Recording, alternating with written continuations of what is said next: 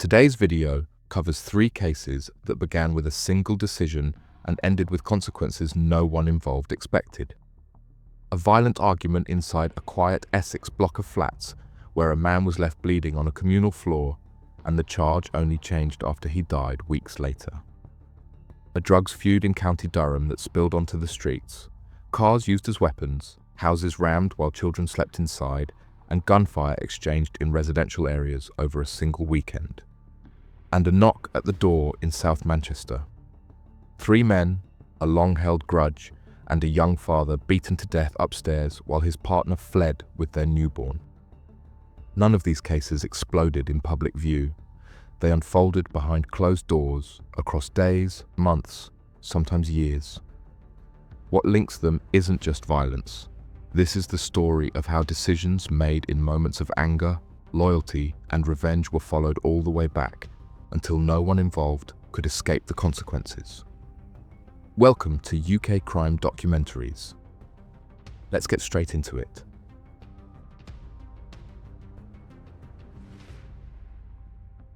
Just after 6 o'clock on the evening of Saturday, the 4th of May 2024, the Riverview Centre in Vange was settling into the quiet rhythm of a weekend evening, but that changed suddenly.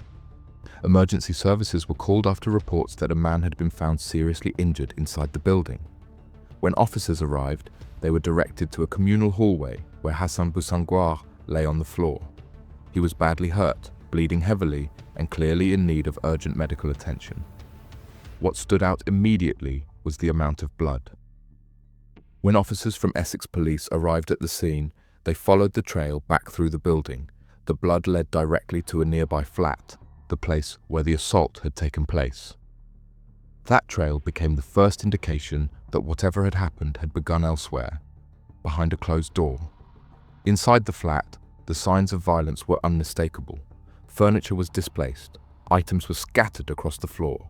There were further bloodstains inside the address, consistent with a sustained and forceful attack. Investigators would later confirm that a serious struggle had occurred inside the flat before Hassan made it into the hallway. Paramedics worked alongside officers to stabilize him. Hassan was alive, but critically injured. He was taken from the building and rushed to hospital, where doctors began treating injuries that were already described as life-threatening. At that stage, the focus was entirely on the scene itself. The flat was secured. Forensic work began. What police didn't yet know was who had carried out the attack, or that the man responsible had already begun moving away from Vange, setting the next phase of the investigation in motion.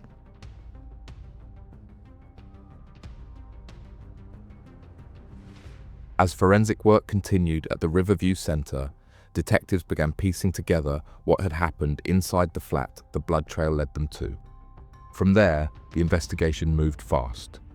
The first priority was identifying who had been in that flat around the time of the attack. Officers began reviewing CCTV cameras in and around the Riverview Centre, tracking entrances, exits, and movements within the building. Those images were supported by early witness inquiries and checks on who was linked to the address. Alongside that, detectives began pulling together recent movements and phone inquiries connected to the location. Very quickly, those lines of inquiry converged on one name: Nolan, a man linked to the Riverview area and someone detectives established had been present around the address that evening. One key CCTV sequence became central to the case. Cameras first captured Nolan inside the building before the assault, where his trainers appeared clean and unmarked. A short time later, the same cameras recorded Nolan leaving the property in the aftermath of the attack. This time, officers noted that his trainers were visibly marked with blood, later confirmed through forensic examination. Prosecutors relied on this sequence to establish a clear forensic timeline, which we will talk about in a few minutes. Nolan's personal circumstances also mattered to the search. He was living a transient lifestyle at the time, moving between places and relying on others for somewhere to stay, with no stable routine that investigators could predict. That made him harder to pin down quickly, and by the time police began actively trying to locate him, he was no longer in Vange. Intelligence was shared beyond Essex, and officers widened their inquiries. As days passed, the picture sharpened. Nolan had travelled south. On 9th of May 2024, 5 days after the assault, officers located Nolan in Brighton. He was arrested and taken into custody, then brought back to Essex to be formally detained in connection with the attack on Hassan Busanjar. From the moment he was arrested, Nolan did not walk free again, and as detectives shifted from the urgency of locating a suspect to the slow work of building a prosecution file, one fact remained unchanged in the background. Hassan was still in hospital, and the injuries he'd suffered inside that flat were far more serious than anyone could yet measure.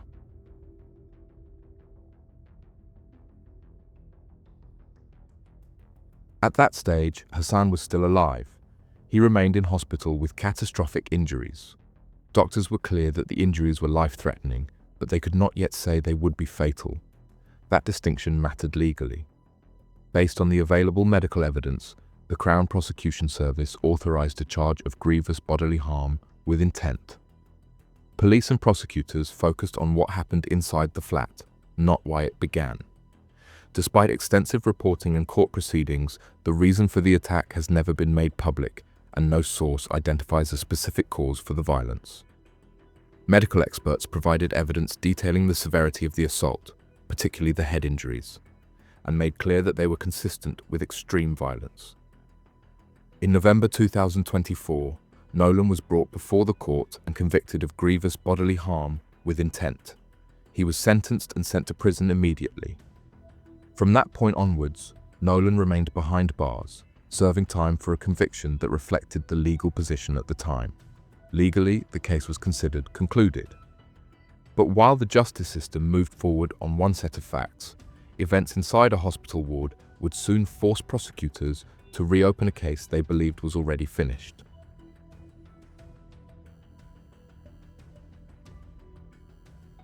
In the weeks following Nolan's conviction, Hassan Busanjar remained in hospital. His condition never stabilized. Despite months of treatment, Hassan's condition deteriorated. In December 2024, he died in hospital by the direct consequence of the injuries inflicted during the assault on 4th May. That conclusion triggered an immediate review of the case. Detailed post-mortem findings, clinical records, and expert opinion were examined to determine whether the injuries Nolan had already been convicted of causing were responsible for the fatal outcome. Following consultation between police and the Crown Prosecution Service, prosecutors made the decision to escalate the charge. While already serving a prison sentence, Cody Nolan was now formally charged with murder. The case was sent forward to the Crown Court once again, but this time to determine responsibility for a man's death.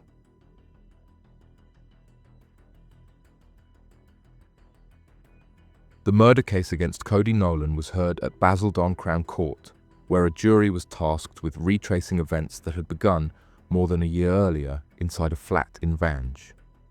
The trial lasted 7 days.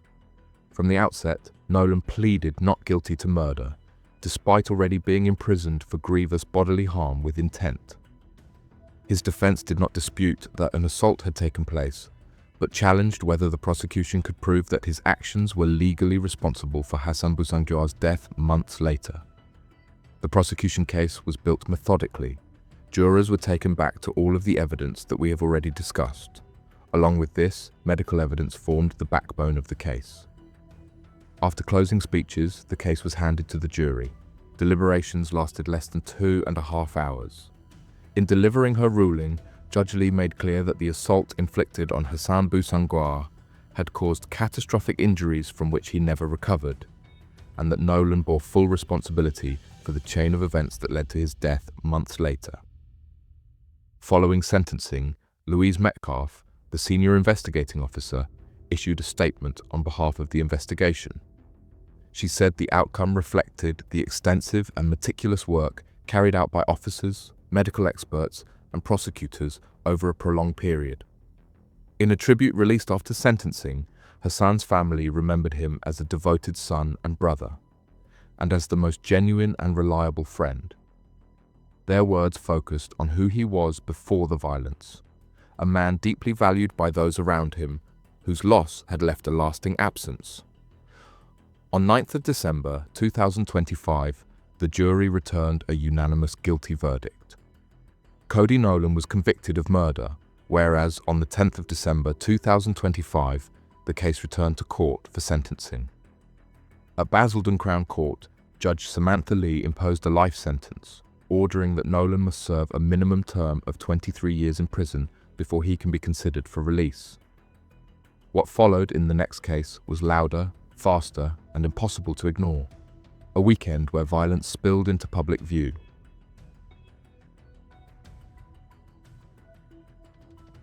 The violence began on the night of 7th January 2023, rooted in a long-running drugs feud playing out across parts of County Durham and Teesside. Tensions between rival groups had been simmering for some time, and that night they spilled into open and reckless violence. At the centre was James Stevenson. He was identified as the organiser and driving force behind the violence. The court heard that Stevenson coordinated movements, directed others, and played a central role in escalating the feud. His involvement went beyond the attacks themselves, extending into wider drug supply activity linked to the group. Wayne Griffin was found to be one of the most heavily involved participants. His role included direct participation in violent incidents and significant drug offences, reflecting his position as a trusted and active enforcer within the network. The remaining members each played defined roles.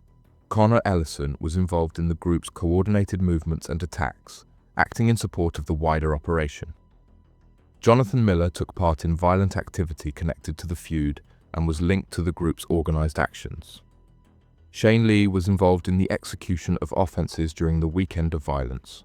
Graham Oliver played a lesser but still significant role, including acting as a communicator within the group. Paul Frayne was linked to firearms-related evidence and locations used by the group. The target was a house in Hartlepool, linked to a rival of the organised crime group later brought before the courts. Inside the property were a woman and her 4 young children, all asleep as the attack unfolded. A Mitsubishi Shogun was driven directly at the front of the house. It didn't stop once. The SUV was rammed into the property 4 separate times, smashing through the frontage and forcing its way into the living room. Inside, walls were breached and the structure of the home was compromised, while the occupants remained inside. Outside, the attack escalated further. A parked car on the driveway was deliberately targeted. Gang members used baseball bats to smash it repeatedly before setting it on fire. The blaze was left burning uncontrolled, creating a serious risk not only to the house itself, but to neighbouring properties. With the damage done, the attackers fled the scene, leaving behind a wrecked home, a burning vehicle, and a family who had narrowly avoided serious injury.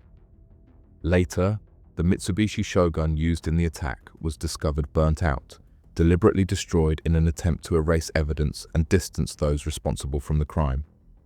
That night was only the beginning. Within hours, the same feud would drag the gang into even more brazen violence across County Durham.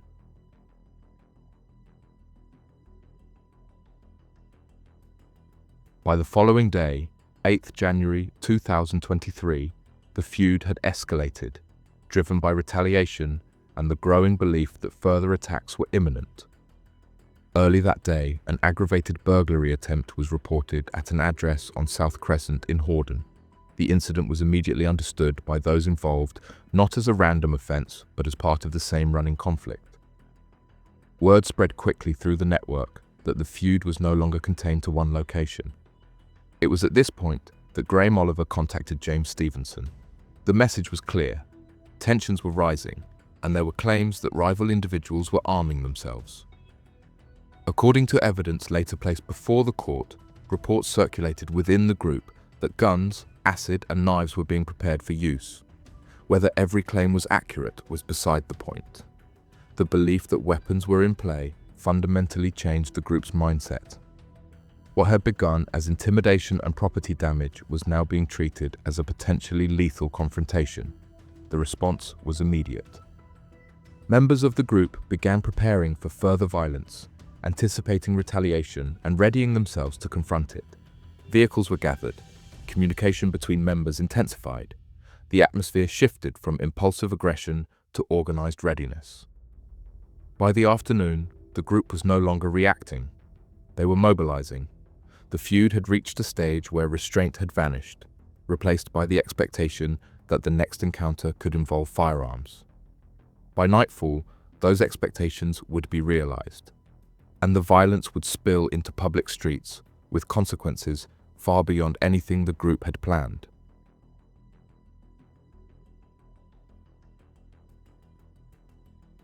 As tensions peaked on the 8th of January 2023, the feud erupted into its most dangerous phase yet. That evening, 2 commercial premises on 5th Street in Hordern were ram-raided, a tanning salon and a vape shop, both owned by James Stevenson. The attack was deliberate and targeted, striking directly at Stevenson's business interests. A stolen transit van was used to smash into the shop fronts, causing extensive damage. The ram raid was not subtle, and it did not go unnoticed. Word reached Stevenson quickly, and within minutes, the response was underway. CCTV later showed Stevenson and other gang members mobilizing rapidly, piling into a second Mitsubishi Shogun. The vehicle was seen leaving an address on 7th Street in Hordern, heading directly towards 5th Street. What followed was no longer intimidation or criminal damage. It was an armed confrontation. When the Shogun arrived at the scene, occupants confronted the transit van. During the encounter, a 9mm handgun was produced and fired repeatedly in the direction of the van. One of the bullets struck the shop front, later found lodged in a wall, confirming how close the gunfire came to members of the public. Both vehicles then fled the area, triggering a high-speed pursuit through surrounding roads. The Shogun and the transit van was seen driving at speed, weaving through residential streets as the situation spiraled further out of control. The vehicles were last seen traveling towards Haswell before disappearing from view. Later, the second Mitsubishi Shogun, used by Stevenson and the group, was discovered burnt out, deliberately destroyed in an apparent attempt to remove forensic evidence and sever links to the shooting. With firearms now in play and lives placed at risk, the response that followed would be swift, extensive, and impossible for those involved to evade.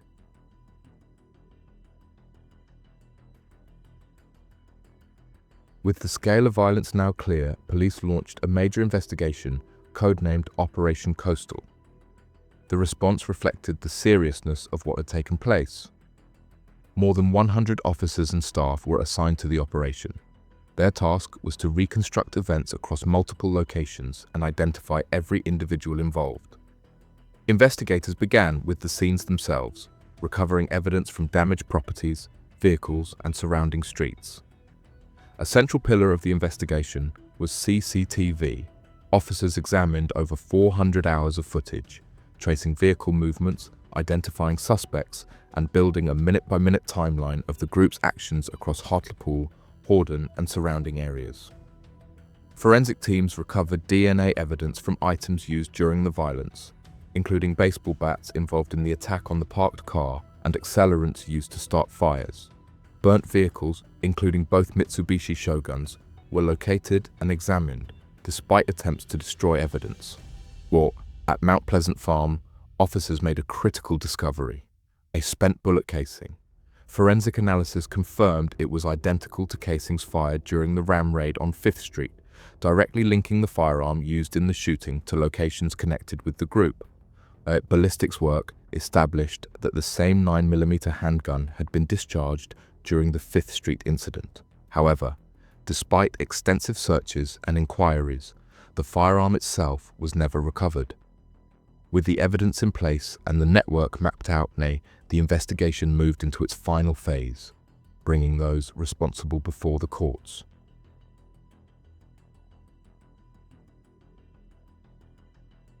As Operation Coastal gathered momentum, police moved from surveillance and analysis to enforcement.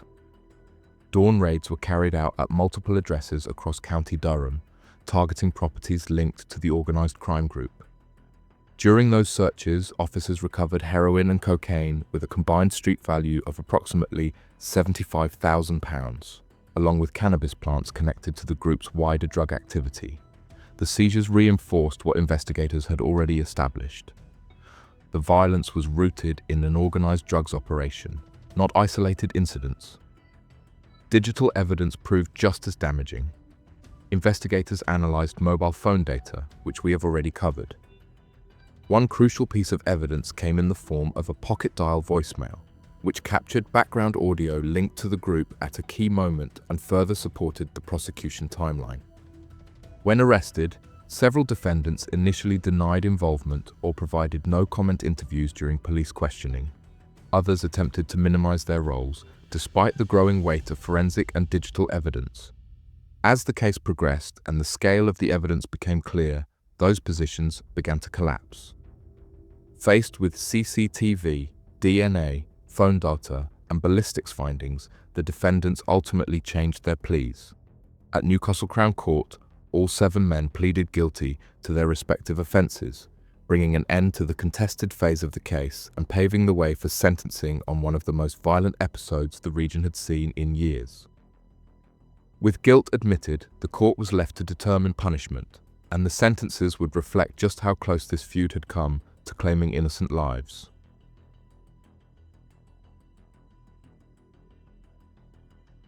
The case concluded at Durham Crown Court, where all 7 men were sentenced for their roles in the violence. The judge made clear that the offending represented a sustained campaign of organised criminal violence, not isolated moments of recklessness. Following sentencing, Andy Reynolds, the senior investigating officer, described the violence as rare for the area and said the investigation sent a clear message that such behaviour would not be tolerated. He praised the scale of Operation Coastal, highlighting the work of officers, staff and community members who provided information throughout the inquiry. The sentences reflected that assessment. James Stevenson, identified as the organiser, received 16 years and 9 months. Wayne Griffin was handed the longest sentence, 19 years and 9 months, whereas Connor Ellison was sentenced to 13 years. Jonathan Miller received 16 years and 9 months. Paul Frayne was sentenced to 14 years. Moreover, Shane Lee received 9 years, and Graham Oliver was sentenced to 5 years and 4 months. In total, the 7 men were jailed for more than 94 years. That feud ended in courtrooms and long sentences. The next case began with a knock at the door.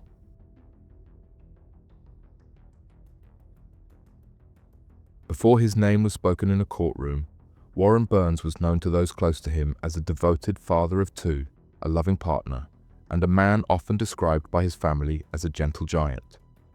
He was involved in his children's lives, close to his family, and trying to hold together some sense of normality. The roots of what would later happen stretched back 5 years earlier, to 2018.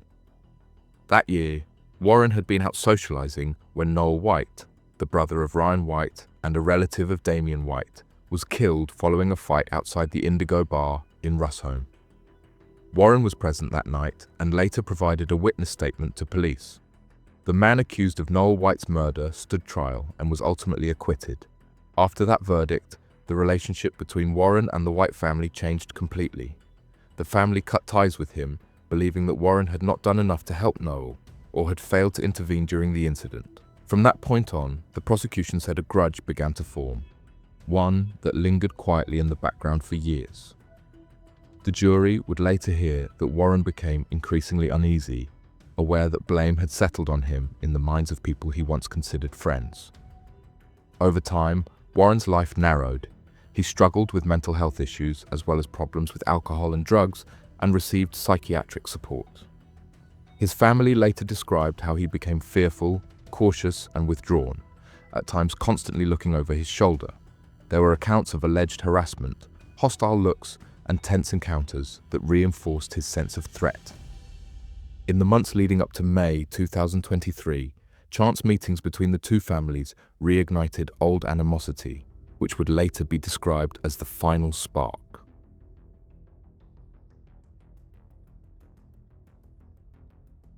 On the 20th of May 2023, the long-running tension moved from the background into the open. That day, members of the Burns family and the White family were present at a festival in Platt Park in Fallowfield, Manchester.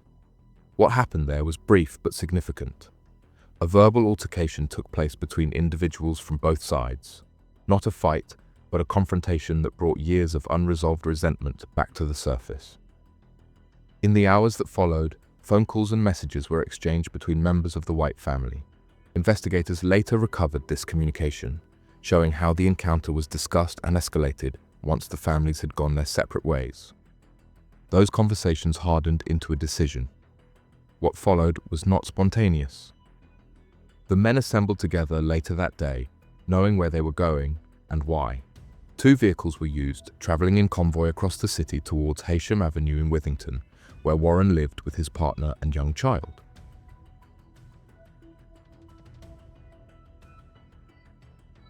On 21st May 2023, there was a knock at the house on Heysham Avenue in Withington.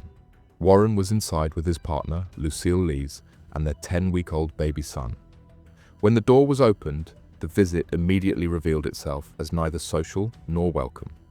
The men entered the house uninvited and moved quickly upstairs. What followed happened out of sight from the street, but not unheard.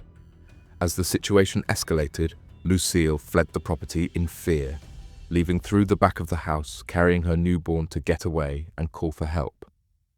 Upstairs, Warren Burns was attacked in his bedroom. He ended up on his bed, where he was outnumbered and defenseless. The assault was sustained and violent. Warren was punched, kicked, and stamped on, with blows directed at his head and body. The attack was not prolonged. The court later heard it lasted under 6 minutes, but the force used in that short window caused devastating injuries.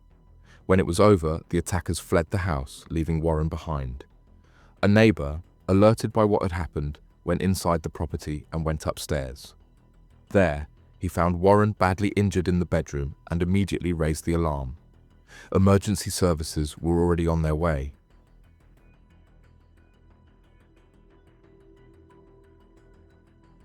As the assault was still taking place inside the house on Heysham Avenue, an urgent 999 call was made. Police were alerted to a violent incident in progress, with reports that a group of men had entered the property while a woman and a newborn child were inside. Officers arrived within minutes, followed closely by paramedics. Inside an upstairs bedroom, they found Warren Burns lying unconscious. He was not breathing and had severe facial and head injuries. The scene made clear that the violence had been extreme. Emergency treatment began immediately. Officers and paramedics performed CPR at the scene as they worked to stabilize him. Due to the seriousness of his condition, an air ambulance was deployed to support the response. Warren was rushed to hospital, where doctors placed him into an induced coma in an effort to control swelling to the brain and prevent further damage. Medical examinations revealed the full extent of the injuries. Warren had suffered catastrophic head trauma consistent with repeated blows and stamping. Although there were initial concerns he may have been stabbed due to the volume of blood present, doctors later confirmed that the injuries were caused by blunt force trauma. Despite intensive treatment, Warren's condition did not improve. After 3 days in hospital, he died on 24th May 2023. A post-mortem examination concluded that his death was caused by a cardiorespiratory arrest resulting from a severe head injury.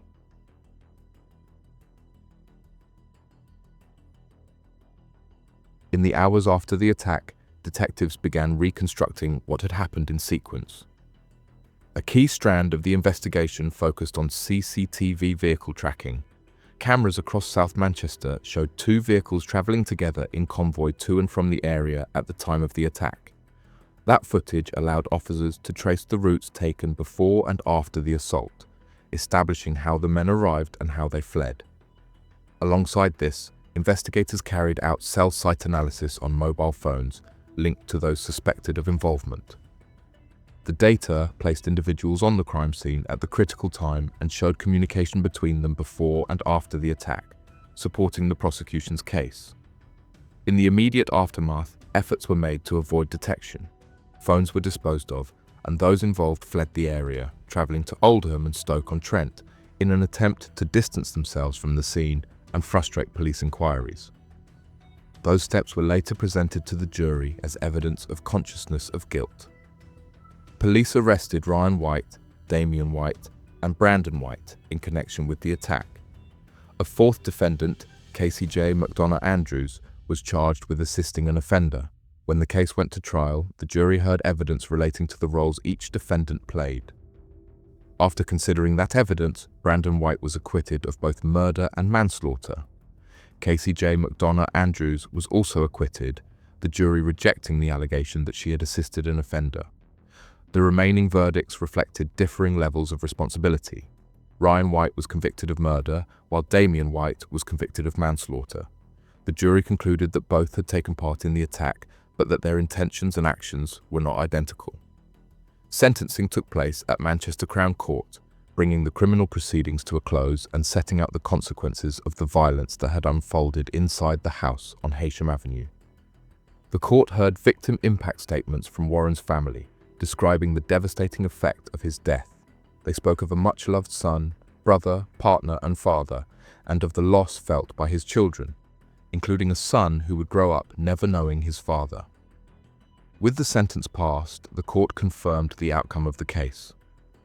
Responsibility had been determined, punishment imposed, and the criminal proceedings formally brought to an end. Ryan White was sentenced to life imprisonment, with a minimum term of 17 years before he can be considered for release. Damian White received a sentence of 11 years imprisonment for manslaughter. What do you think about the cases and the sentences? Let us know your thoughts in the comments below. We'd love to hear your take. And if you found this breakdown informative, make sure to like the video, subscribe to the channel, and turn on notifications so you don't miss the next episode of UK Crime Documentaries.